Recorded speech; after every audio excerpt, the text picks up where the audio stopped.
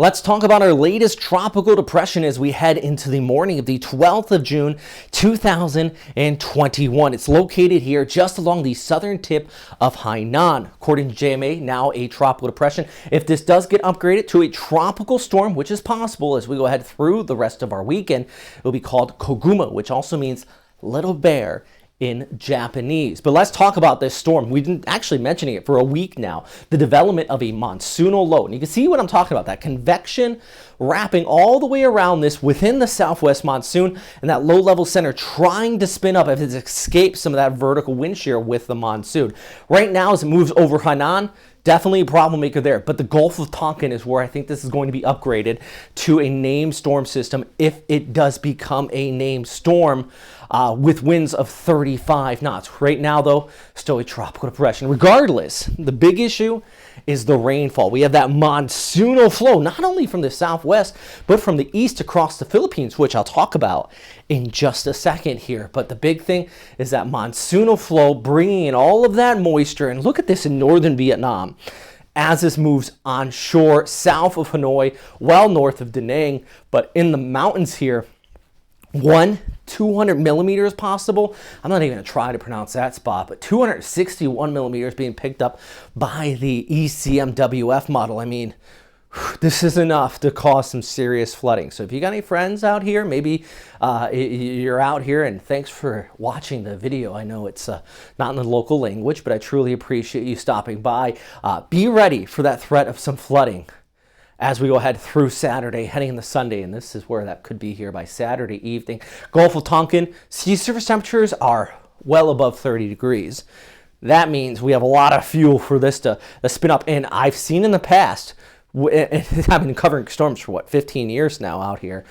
This area is just it's just a dynamite for storms to spin up real quick. So, I mean, I would not surprise me if we get a named storm system as this moves over and then eventually onshore by Sunday evening. So the main points: landfall Saturday night in northern Vietnam. Right now it's crossing southern portions of Hainan. Flooding with rain totals over 200 millimeters are possible.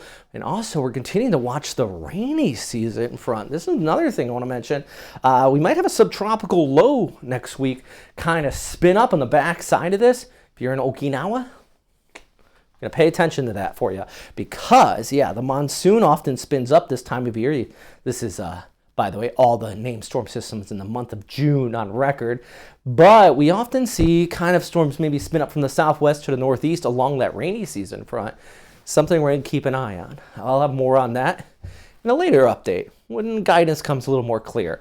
Also, we had that tropical wave moving across the Philippines. That's on the backside of that monsoonal flow, which means, look at that Saturday evening, plenty of showers and thunderstorms all across Luzon, down through, I think, eastern Samar late day, or eastern Visayas late day in Samar. Probably going to get the heavier of the showers there and eventually traversing over into Mindoro as well. So rain totals over the course of the next 5 days are going to be tallying up, especially along the west coast of Luzon, 50 to 100 millimeters.